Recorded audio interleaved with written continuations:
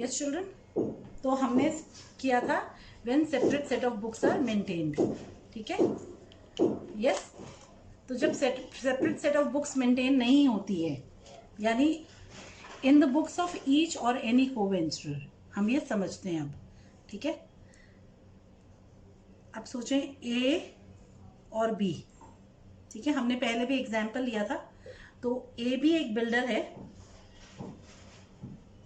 और बी भी एक बिल्डर है। दोनों का एरिया ऑफ ऑपरेशन यानी जगह अलग अलग है, दोनों के अपने अपने कुछ क्या प्रोजेक्ट्स चलते हैं, ठीक है। ए के कुछ प्रोजेक्ट्स पहले से चल रहे हैं, बी के भी कुछ प्रोजेक्ट्स चल रहे हैं। फिर एक प्रोजेक्ट के लिए इन दोनों ने मिलके क्या किया, जॉइंट वेंचर कर लिया, ठीक है। एक प्रोजेक्ट के में ए और बी दोनों का क्या है, जॉइंट वेंचर है। यस, अब ए इंडिविजुअली अपने प्रोजेक्ट्स जब चला रहा है इंडिपेंडेंटली, तो वो ऑलरेडी अपने इन प्रोजेक्ट्स के लिए बुक्स ऑफ अकाउंट्स मेंटेन कर रहा है। बी का भी यही है, बी के इस जॉइंट वेंचर के अलावा पहले से कुछ प्रोजेक्ट्स चल रहे हैं, तो उनकी अकाउंटिंग के लिए भी उसने बुक्स ऑफ अकाउंट्स मेंटेन कर रखे हैं। तो दोनों के पास ऑलरेडी अकाउंटिंग हो रही है, इसकी भी हो रही है अकाउंटिंग, दोनों की ऑलरेडी अकाउंटिंग हो रही है। हम देखते हैं दोनों बुक्स ऑफ अकाउंट्स मेंटेन कर रहे हैं, ठीक है, अपने अपने प्रोजेक्ट्स के लिए, ठीक है। तो वो बोल रहे हैं, उन्होंने सोचा कि जब हम पहले से बुक्स ऑफ अकाउंट्स मेंटेन करते हैं तो हम अलग से इस जॉइंट वेंचर के लिए कोई बुक्स ऑफ अकाउंट्स मेंटेन ना करें, ठीक है। पर जो हमारे पास है हम अपनी बुक्स ऑफ अकाउंट्स में ही कर लें। तो उन्होंने जॉइंट बैंक अकाउंट नहीं खोला, उन्होंने कोई कैपिटल कंट्रीब्यूशन नहीं किया। उन्होंने कहा कि हम अलग से जॉइंट बैंक अकाउंट नहीं खोलते, उसमें पैसा नहीं डालते, पर जो बैंक अकाउंट हम ऑलरेडी चला रहे हैं उसके थ्रू ही हम इस जॉइंट वेंचर का ट्रांजैक्शन कर लेते हैं। क्यों? क्योंकि जॉइंट वेंचर तो थोड़े दिनों के लिए है, थोड़े दिनों के लिए बैंक अकाउंट नहीं खोलना चाहते ये एक, समझ रहे हैं? यस, अंडरस्टैंडिंग चिल्ड्रन, समझ आया? तो ए और बी ने डिसाइड किया कि हम इस जॉइंट वेंचर के लिए अलग से बैंक अकाउंट नहीं खोलेंगे, कोई कैपिटल इन्वेस्टमेंट अलग से नहीं करेंगे। जो बैंक अकाउंट ऑलरेडी एग्जिस्ट कर रहा है उसमें जो पैसा है ना, उस जब भी पैसे की जरूरत होगी, हमें जब भी किसी अमाउंट की जरूरत होगी कोई इन्वेस्टमेंट की, तो हम उसी में से पैसा निकाल के उसी को यूज कर लेंगे, ठीक है ना। तो हम कोई एक कंसोलिडेटेड डिपॉजिट की जरूरत हमें नहीं है, करने की जरूरत नहीं है, ठीक है। तो ऐसे में ये डिसाइड करते हैं कि हम ए भी अपनी बुक्स बना रहा है, बी भी अपनी बुक्स ऑफ अकाउंट्स बना रहा है, तो या तो ए या बी, कोई भी एक जन, या तो ए या बी, है ना, अपनी बुक्स के साथ जॉइंट वेंचर के कुछ ट्रांजैक्शंस भी रिकॉर्ड कर ले, यानी जॉइंट वेंचर के लिए 2-3 अकाउंट की जो जरूरत है वो उसी में बना ले। तो हो सकता है ए बना ले, हो सकता है बी बना ले, ठीक है। तो ईच हो सकता है दोनों बना ले, ईच को वेंचर और एनी को वेंचर, या सिर्फ ए बना ले, सारी रिकॉर्डिंग कर ले, ठीक है। तो किसी भी एक को भी हैंड ओवर किया जा सकता है और दोनों अपने अपने, तो ईच या एनी, है ना, को वेंचर जब अपनी जो एग्जिस्टिंग बुक्स ऑफ अकाउंट्स है उसके साथ ही जॉइंट वेंचर का ट्रीटमेंट कर ले, जॉइंट वेंचर के लिए अलग से सेपरेट अकाउंट्स नहीं बनाए, समझ रहे हैं? ये होता है कंडीशन। तो ऐसे में हम देखते हैं कि जॉइंट वेंचर के लिए हमने अलग से पैसा नहीं दिया, तो कैपिटल इन्वेस्टमेंट का कोई ट्रांजैक्शन नहीं होगा, तो फिर कैसे होगा? तो सबसे पहले जो एक्सपेंडिचर के लिए जो ट्रांजैक्शन होंगे वो होंगे। तो फर्स्ट केस है ना, इन द बुक्स ऑफ ईच और एनी को-वेंचरर्स। सो फर्स्ट केस क्या हुआ? when asset purchased or material purchased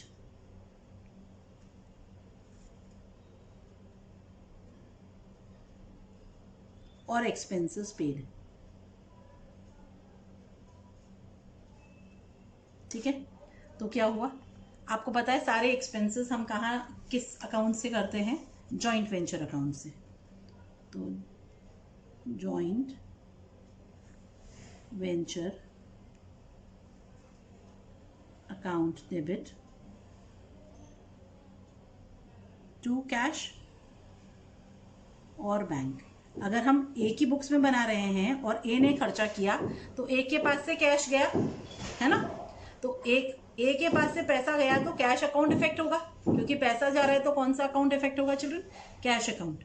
तो जब सेल्फ है ना, समझ रहे, तो जब सेल्फ का है तो टू कैश और बैंक, यानी जब ए की बुक्स में हम बना रहे हैं और ए ने खर्चा किया, पर अगर यही खर्चा बी ने किया तो क्या होगा?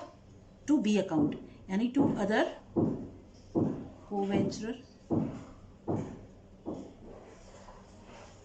जब किसी अदर कोवेंचरर ने ये काम किया। Got it? समझ आया है? सेकेंड देखें। अब अगर ये असेट खरीदा नहीं है पर सप्लाई किया, अपने मटेरियल में से मटेरियल सप्लाई किया या असेट सप्लाई किया, ठीक है, कोई मशीन वगैरह, तो when asset supplied or material supplied by co-venturers, ठीक है। तो जब असेट सप्लाई किया हमने या मटेरियल सप्लाई किया है ना को-वेंचरर ने, ठीक है, यहाँ पे हमने देखा जो असेट है वो परचेज है या मटेरियल परचेज है या एक्सपेंसेस पेड है। यहाँ पे अपने स्टॉक में से, जैसे सीमेंट है हमारे पास और ये जॉइंट वेंचर के लिए सीमेंट चाहिए, तो ए ने सीमेंट दे दिया, बी ने कोई मशीनरी दे दी, तो असेट या मटेरियल सप्लाई किया जब कोई को-वेंचरर ने, तो क्या एंट्री होगी? Joint venture account debit to asset, यानी जो भी असेट का नाम है इंडिविजुअली, है ना, टू परचेज अगर गुड सप्लाई हुआ तो,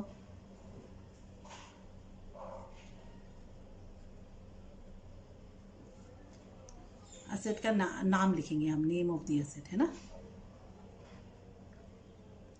टू, अगर ये तो जब हुआ जब सेल्फ ने सप्लाई किया, इन दोनों केस में अगर सेल्फ ने यानी ए ने सप्लाई किया, ए की बुक्स में हम मेंटेन कर रहे हैं जॉइंट वेंचर के ट्रांजैक्शंस, ए ही अकाउंटिंग कर रहा है और ए ने सप्लाई किया, पर अगर अदर को वेंचर ने सप्लाई किया तो टू अदर को वेंचर, अगर बी ने सप्लाई किया तो,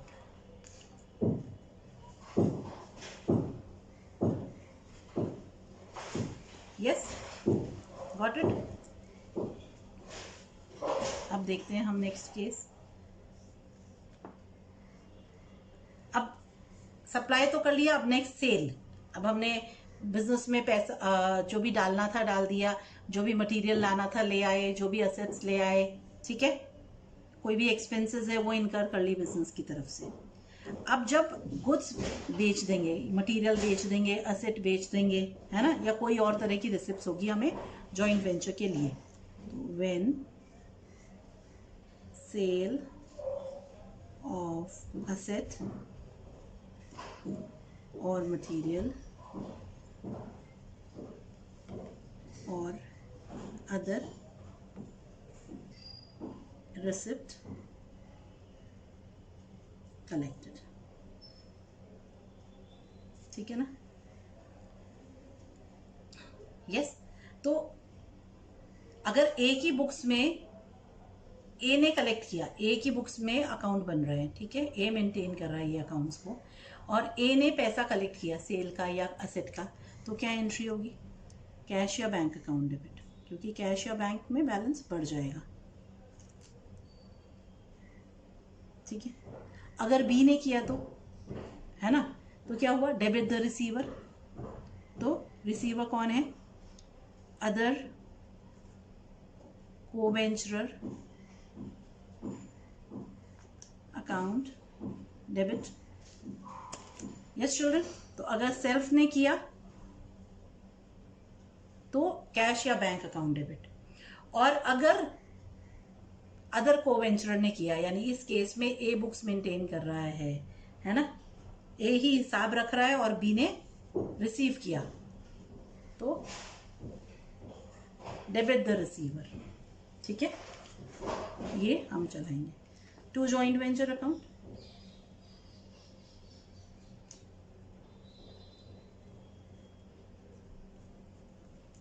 तो जब सेल है मटेरियल या असेट का, सेल ऑफ असेट या मटेरियल या कोई अदर रिसिप्ट है, तो हम क्या करेंगे, कैश अकाउंट डेबिट सेल्फ की बुक्स में, अदर अगर अदर को वेंचर ने किया है तो other coventurer account debit to joint venture account. Next transaction देखें।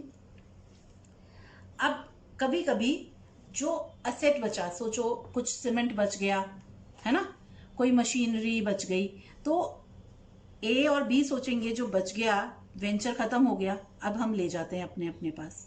तो अगर ए ले गया तो क्या होगा, और अगर अदर कोवेंचर ले गया तो ए ले गया तो ए के स्टॉक में या असेट्स में बढ़ जाएगी।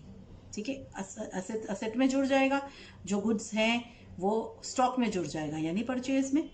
ठीक है, और अगर बी ले जाता है तो अदर कोवेंचर को डेबिट करेंगे, किस हिसाब से, debit the receiver. Yes children, ठीक है, तो हमारी entry, when assets or material taken over by co-venturers। ठीक है, असेट या मटेरियल्स टेकन ओवर है बाय को-वेंचरर्स, अगर तो क्या होगा, अगर असेट ले गया तो असेट्स अकाउंट डेबिट, मटेरियल ले गया तो परचेज अकाउंट डेबिट, और अगर हम खुद ले गए, ये दोनों तो तब है जब सेल्फ है, दोनों केस सेल्फ, अगर वो खुद ले गया तो दोनों केस में। ठीक है, अगर कोई दूसरा कोवेंचर ले गया है ना, जैसे इस केस में बी ले गया तो अदर co-venturer account debit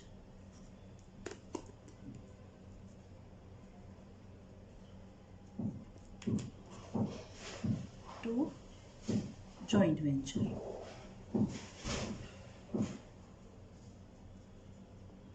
ठीक है ना।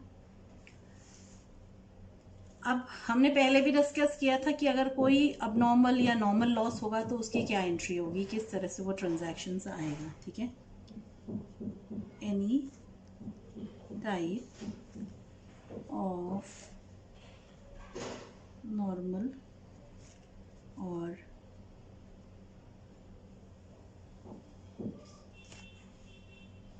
क्या होगी entry children, remember, no entry. हम पहले ही सारे expenses losses joint venture account में लिख रहे हैं, तो अब कोई भी कुछ भी हो जाए वो ऑलरेडी अकाउंटेड फॉर हो गया। यस, हमने कोई असेट तो मेंटेन करा ही नहीं है, जॉइंट वेंचर अकाउंट में डेबिट करते हैं हम, क्योंकि हमारा जो बिजनेस है वो गोइंग कंसर्न कंसेप्ट के अगेंस्ट है, उसको फॉलो नहीं कर रहा गोइंग कंसर्न कंसेप्ट। यस, ठीक है, नेक्स्ट ट्रांजैक्शन हम देखते हैं 6। अब सब हो गया, अब प्रॉफिट या लॉस जो वेंचर में हुआ है। Yes, for net profit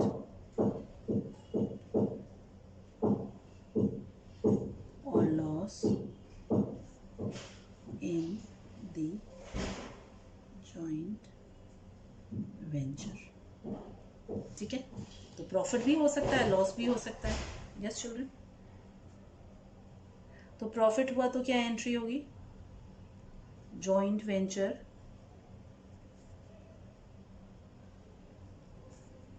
account debit. Yes, अब प्रॉफिट हुआ तो जो ए है ना, यानी जिसकी बुक्स में हम ट्रांजैक्शन लिख रहे हैं, वो तो सीधा सीधा ये प्रॉफिट से उसके दूसरे वेंचर से भी प्रॉफिट हो रहा है, इस वेंचर से भी प्रॉफिट हो रहा है, तो वो क्या करेगा, वो ये जो प्रॉफिट है वो अपने प्रॉफिट एंड लॉस अकाउंट में डाल देगा। ठीक है, तो to profit and loss account, और जो अदर वेंचरर है उसके अकाउंट में हम ट्रांसफर कर देंगे टू अदर को-वेंचरर अकाउंट। तो सेल्फ के लिए तो हम प्रॉफिट एंड लॉस में डाल देंगे, अगर ए बुक्स बना रहा है तो ए का प्रॉफिट तो प्रॉफिट एंड लॉस अकाउंट में चल जाएगा, और बी का बुक बी का प्रॉफिट कहाँ जाएगा, बी के पर्सनल अकाउंट में हम ट्रांसफर कर देंगे। यस, अब यहाँ पे चिल्ड्रन क्या है, reverse entry in case of loss.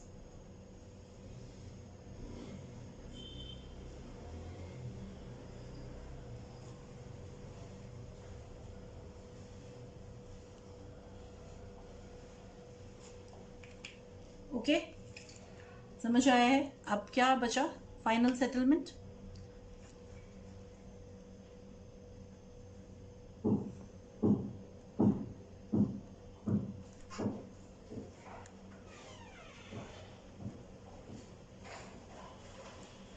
Final settlement की एंट्री देखें।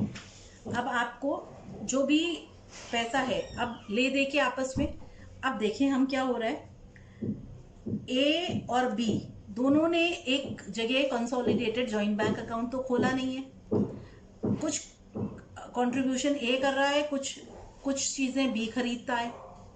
ठीक है, कुछ असेट्स ए के पॉकेट से पैसे जाता है, या ए अपने पास से सप्लाई करता है, कुछ बी अपने पास से सप्लाई करता है।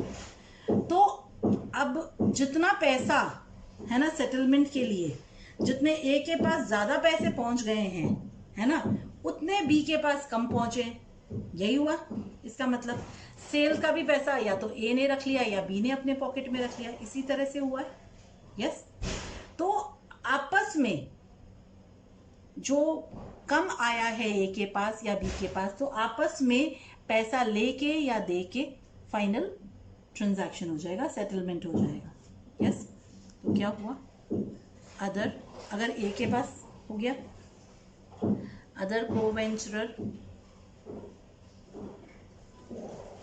अकाउंट डेबिट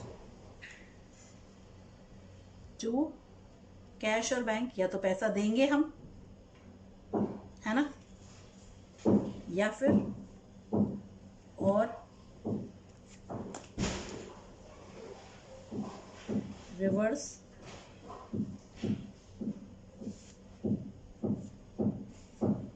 entry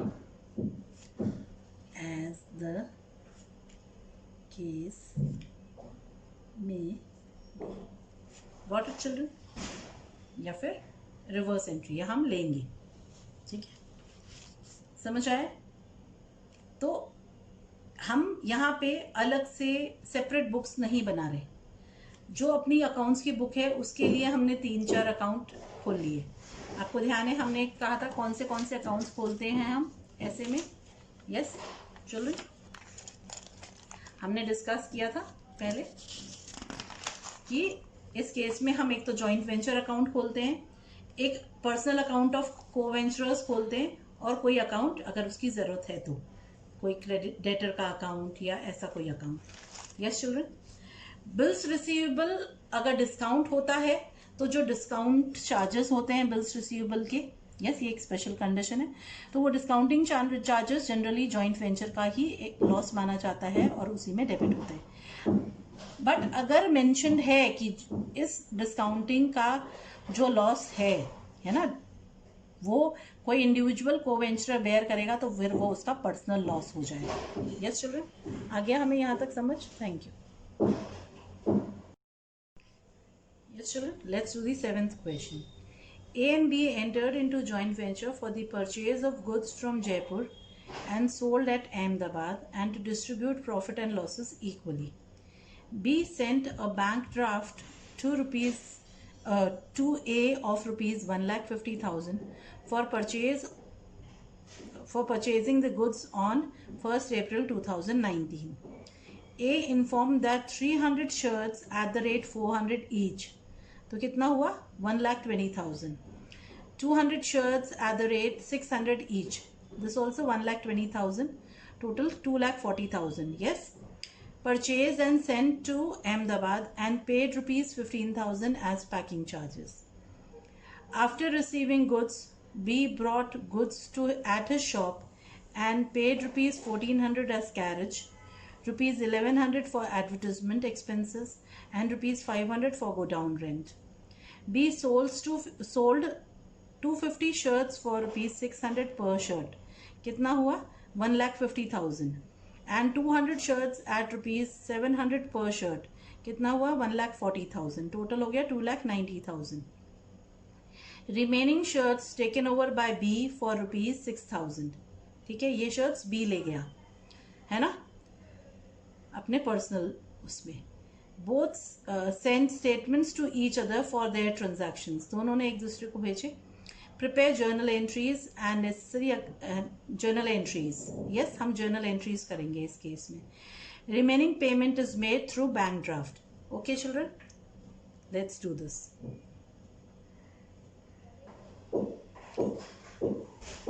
सबसे पहले तो जो ड्राफ्ट भेजा है ना, किसने भेजा? बी ने भेजा ड्राफ्ट. तो ए की बुक्स में करें सबसे पहले हम ट्रांजैक्शन. 1 अप्रैल को ड्राफ्ट आया. So bank account debit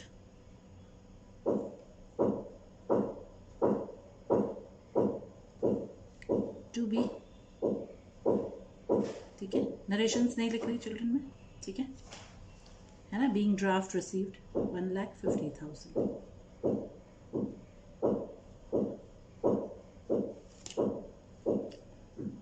next ए ने शर्ट्स खरीदी. हमने अमाउंट डिटरमाइन किया था. कैसे था? 300 shirts of rupees 400 each, 1,20,000. 200 shirts of rupees 600 each, तो 1,20,000. टोटल 2,40,000. तो एंट्री हुई जॉइंट वेंचर अकाउंट डेबिट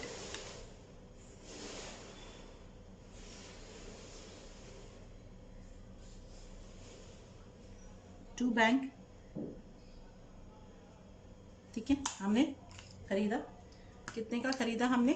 2,40,000 का.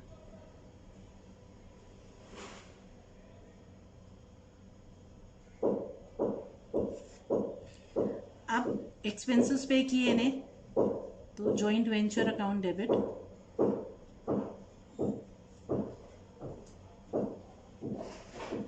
टू कैश और बैंक. यस, हम यहाँ बैंक यूज कर ले. हम मानते हैं सब कुछ बैंक के थ्रू हो रहा है. अजम्पशन है ये. आप कैश भी यूज कर सकते हैं. Yes children. ठीक है. अब बी ने क्या एक्सपेंसेस पे किया रिसीव करने पे? गुड्स 1,400 कैरेज, 1,100 एडवर्टीजमेंट और 500 गोडाउन रेंट. कितना हुआ? टोटल 3,000. तो joint venture account debit B ने किए. ए की बुक्स बना रहे हैं तो ये अदर को वेंचरर हो गया. तो joint venture account debit to other coventurer, तो टू बी. यस, कितना? 3,000 के एक्सपेंसेस इनकर किए बी ने. यस. अब और क्या हुआ? बी ने शर्ट्स सेल किए. कितने में सेल किए? बी ने किए 600 शर्ट्स, 250 शर्ट्स किए 600 पर शर्ट पे. तो कितना हुआ? 250 इंटू 600 कम्स टू 1,50,000. फिर बी ने किए 200 शर्ट्स 200 शर्ट्स किए 700 पर शर्ट्स रुपीज पे. तो 1,40,000. टोटल 2,90,000. तो बी अकाउंट डेबिट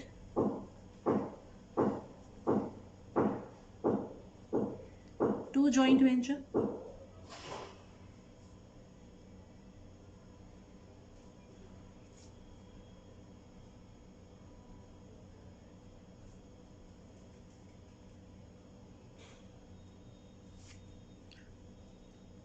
अब देखिए क्या हुआ है ना. बी 6,000 रुपीज के शर्ट्स ले गया पर्सनल यूज के लिए. ठीक है, तो ये स्टॉक टेकन ओवर हो गया. तो बीज अकाउंट डेबिट द रिसीवर है ना, टू जॉइंट वेंचर,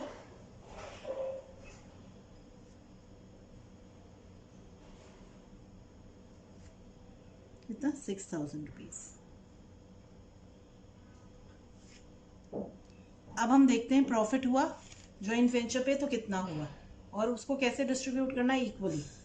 तो जॉइंट वेंचर डेबिट हुआ 2,40,000, 2,55,000, 2,58,000 से, ठीक है, 2,58,000 से डेबिट हुआ और क्रेडिट हुआ 2,96,000 से। तो डिफरेंस क्रेडिट बैलेंस है तो प्रॉफिट हो गया। तो जॉइंट वेंचर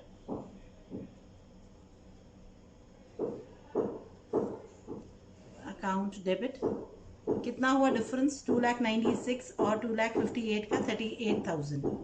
यस चिल्ड्रन, तो प्रॉफिट है 38,000 का।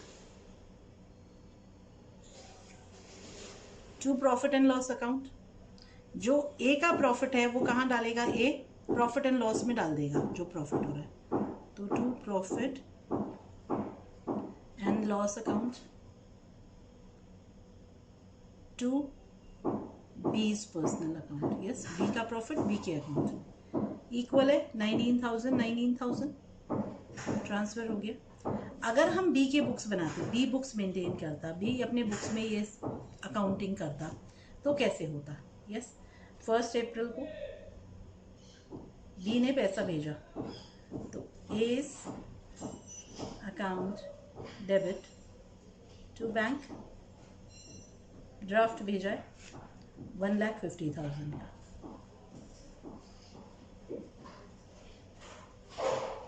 यस उसके बाद ए ने शर्ट्स खरीद के बी को भेजे तो जॉइंट वेंचर अकाउंट डेबिट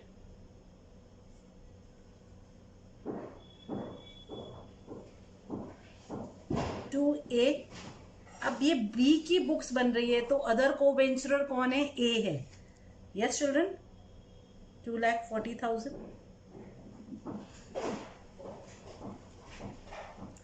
अब ए ने एक्सपेंसेस किए वेंचर के लिए तो joint venture account debit to other coventurer, B ने नहीं किए ना, ए ने किए तो टू एज अकाउंट कितने 15,000।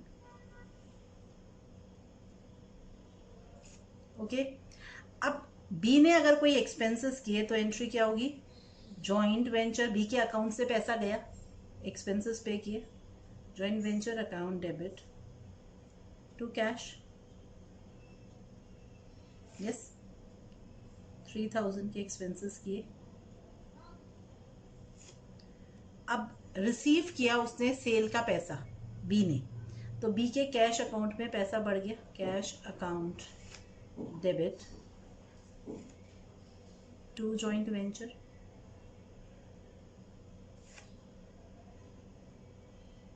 कितना में बेचा 2,90,000। हम डिफरेंस देख रहे हैं जब ए की बुक्स में किया और बी की बुक्स में दिया। यस चिल्ड्रन, अब बी कुछ स्टॉक ले गया तो purchase account debit to joint venture,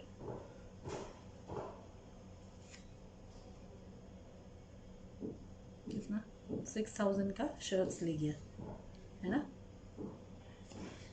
और जो प्रॉफिट होगा वो ट्रांसफर करने की एंट्री कैसे होगी, joint venture account debit 38,000 to A's account to profit and loss account, जो बी का प्रॉफिट है वो बी के प्रॉफिट एंड लॉस अकाउंट में ट्रांसफर हो गया,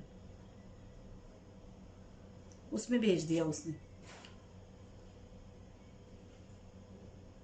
अब अदर को वेंचरर कौन है, बी के जब बुक्स में बना रहे हैं अगर हम तो अदर को वेंचरर ए है। चिल्ड्रन समझ आए हैं, अंडरस्टूड है। Yes okay thank you children. अब हमने दोनों की बुक्स में रिकॉर्ड कर लिए, अब हम देखते हैं फाइनल पेमेंट। ठीक है, तो फाइनल पेमेंट की एंट्री कर देते हैं। हमने देखा कि जो बी है वो ए को रिएम्बर्स करेगा कितना, 1,24,000। ठीक है, बी ने कलेक्ट किया है 2,96,000 और बी ने स्पेंड कितना किया है 1,50,000 पहले दे दिया था, फिर 18,000 और किया तो 1,68,000 हम माइनस करेंगे 2,96,000 में से, तो आया 1,24,000। तो बी ए को रीइंबर्स करेगा, यानी ए कलेक्ट करेगा ये पैसा बी से। तो ए की बुक्स में एंट्री आएगी bank account debit to B, yes, कितनी 1,24,000। और बी के बुक्स में एंट्री आएगी A's account debit to bank.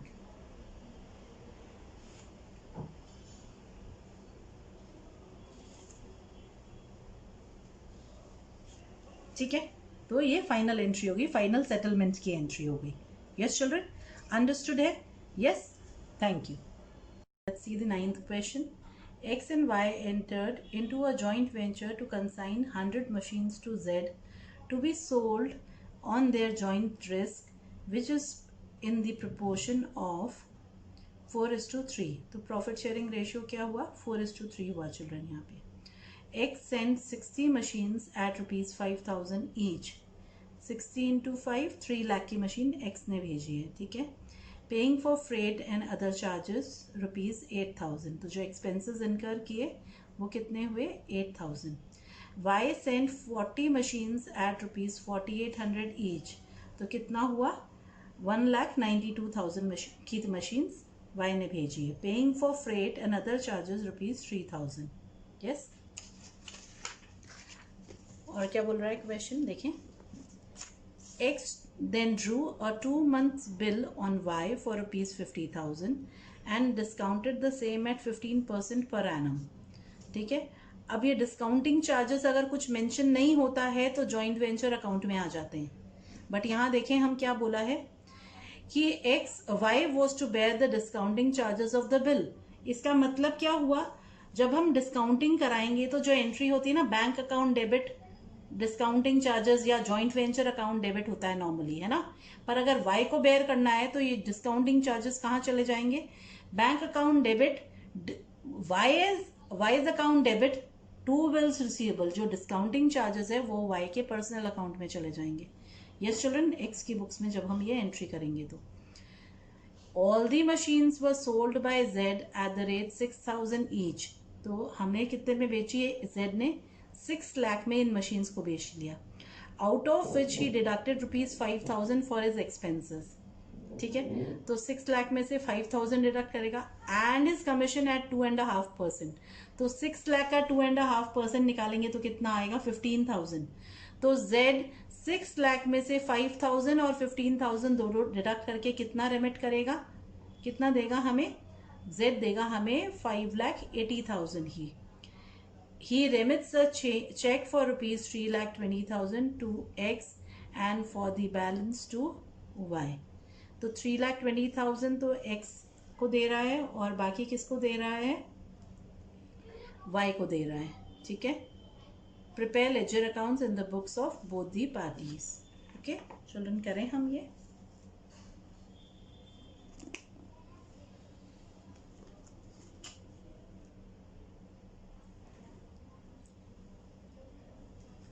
Joint venture account बनाते हैं सबसे पहले हम एक्स की बुक्स में।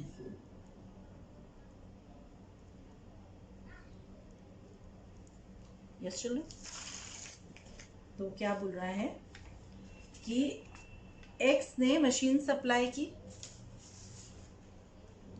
कितने की?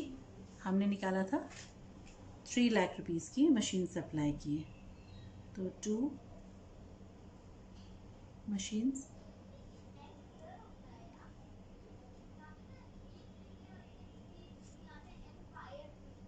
फिर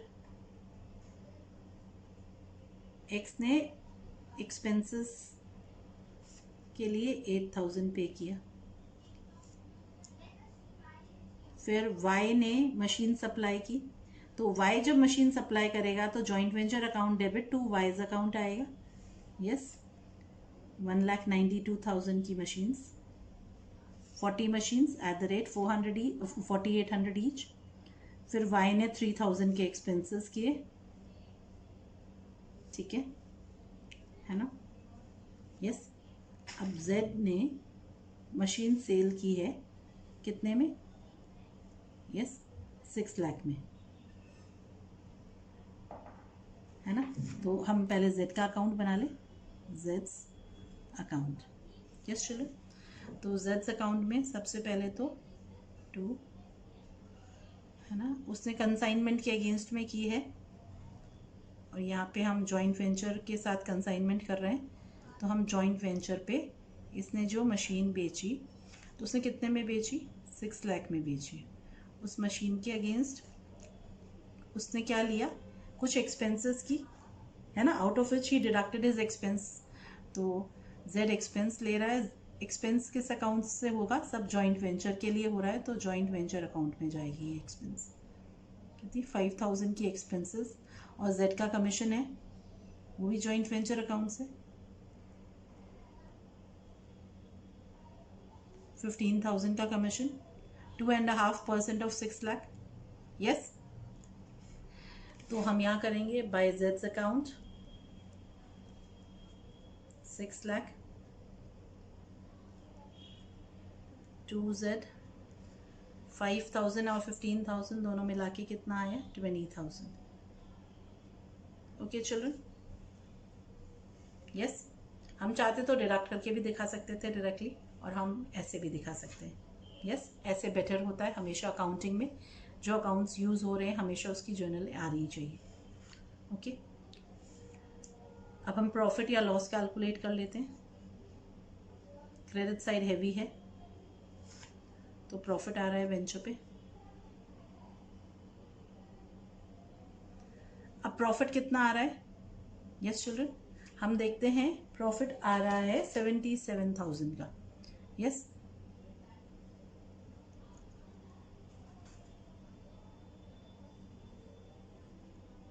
ठीक है, 77,000 का प्रॉफिट आ रहा है। उसको किस रेशियो में डिस्ट्रीब्यूट करना है हमें? 4:3। तो 44,000 का profit to profit and loss account. X का जो प्रॉफिट होगा वो एक्स कहाँ डाल देगा? अपने प्रॉफिट एंड लॉस अकाउंट में डाल देगा, और जो वाई का प्रॉफिट होगा वो वाई के पर्सनल अकाउंट में चल जाएगा। तो 44,000 का प्रॉफिट एक्स के पर्सनल अकाउंट में और प्रॉफिट एंड लॉस अकाउंट में, और वाई के पर्सनल अकाउंट में 33,000 का प्रॉफिट। टोटल प्रॉफिट कितना था? 77,000। Yes, got it. अब अगर यही हम अगर वाई की बुक्स में बनाते हैं तो जब एक्स अप्लाई कर रहा है तो 2x अकाउंट आता है 3 लाख।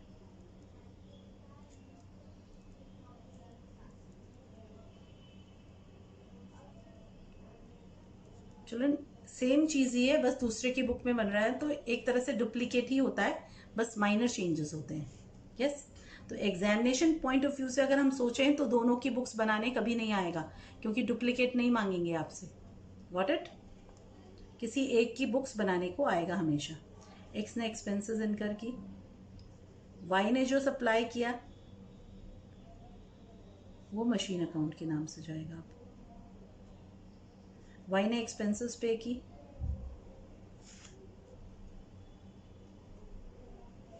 जेड को कमीशन और एक्सपेंसेस के लिए दिया, जेड ने गुड्स बेचे हैं,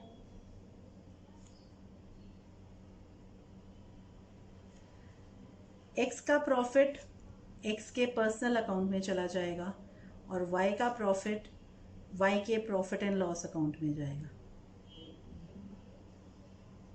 यस चिल्ड्रन, यही डिफरेंस है, और क्या है? Minor changes.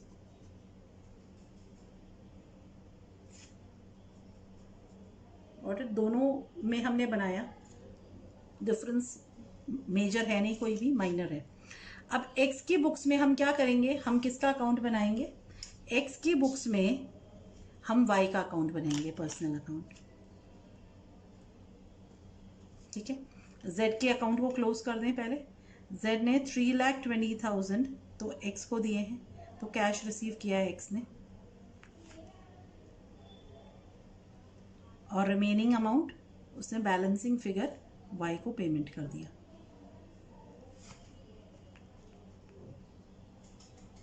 बैलेंसिंग फिगर आ जाएगी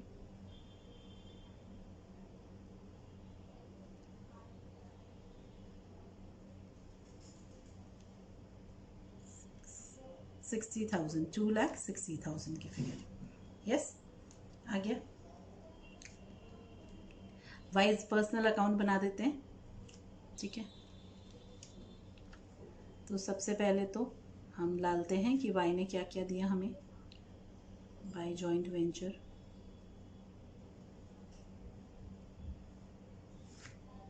1,92,000 की मशीन्स। फिर एक्सपेंसेस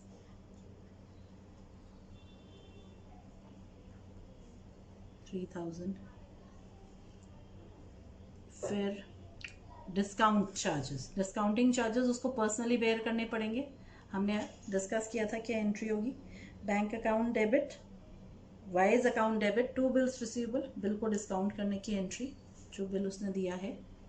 यस, तो हम by bills receivable, bills receivable देगा वो, 50,000 का बिल आया और उसकी डिस्काउंटिंग हो गई, 2 बिल्स रिसीवेबल जो डिस्काउंटिंग चार्जेस हो गए।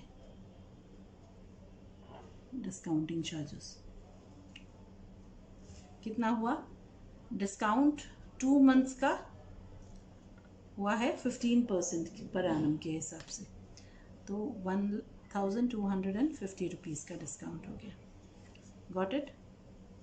यस चिल्ड्रन, कैसे हुआ? 50,000 का बिल था, 2 मंथ्स का बिल था और 15% के हिसाब से हमने डिस्काउंट कैलकुलेट किया। यस, जेड ने पेमेंट किया है 2,60,000 का, ठीक है। अब और कुछ नहीं है, प्रॉफिट ट्रांसफ़र की एंट्री नहीं की हमने। बाय जॉइंट वेंचर अगेन 33,000 का प्रॉफिट ट्रांसफ़र कर दिया। बैलेंसिंग फिगर निकालते हैं हम।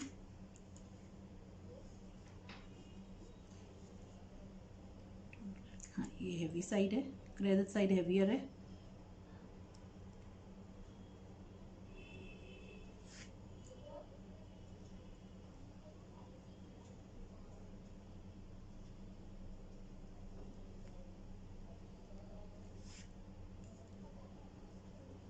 टू बैंक बैलेंसिंग फिगर, उसको पेमेंट कर दिया। वाई की बुक्स में एक्स का पर्सनल अकाउंट,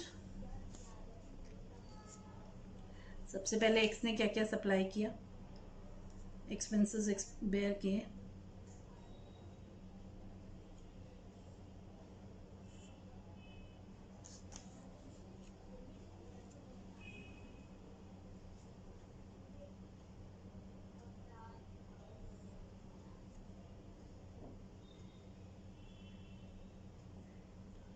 बिल्स पेबल दिया एक्स को,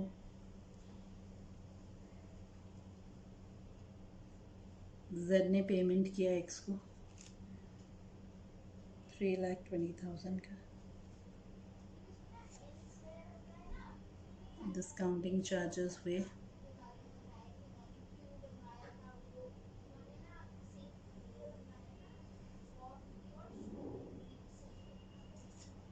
जो वाई बेयर कर रहा है इस बिल के अगेंस्ट, और प्रॉफिट ट्रांसफ़र होगा।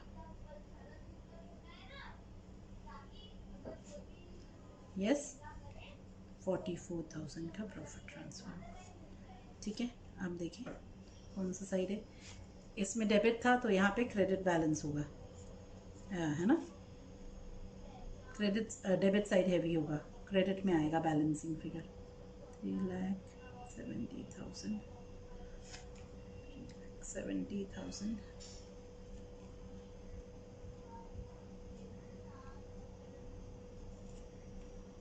By bank balancing figure. Yes children, हो गया।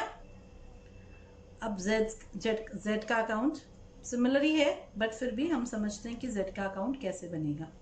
यस, इसकी बुक में तो 2 joint venture 6 lakh by minor differences है children.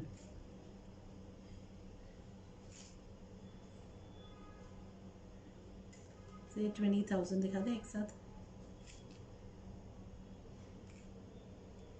by x 3,20,000 by cash y ने कैश रिसीव किया 2,60,000.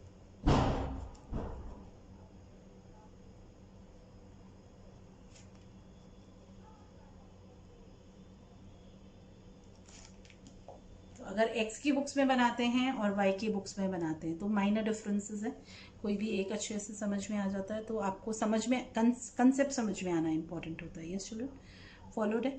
Thank you.